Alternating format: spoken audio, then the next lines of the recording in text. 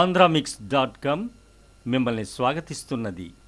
భర్త ధనుష్ హీరోగా 3 సినిమా రూపొందించి దర్శకురాలిగా మారిన ఐశ్వర్య రజనీకాంత్ పెద్ద కూతురు ఇప్పుడు Bollywood hit cinema OMG oh my గాడ్ని తమిళంలో రీమేక్ చేయాలని ప్రయత్నిస్తోంది. ఇటీవల ముంబైలో ఆమె హీరో అక్షయ్ కుమార్ని కలవడం ఈ ప్రచారానికి బలాన్ని చేకూరుస్తోంది.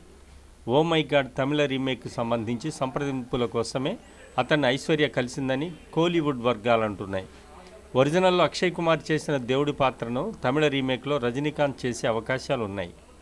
అందులో పరేష్ రావల్ చేసిన ప్రధాన పాత్రను ఎవరు చేసేది తెలియవలసి ఉంది. సెప్టెంబర్ 28న విడుదలైన ఓ మై గాడ్ బాక్సాఫీస్ వద్ద ఘన విజయం సాధించింది. 20 కోట్ల వ్యయంతో రూపొందిన ఈ సినిమా 80 కోట్లు వసూలు చేసింది.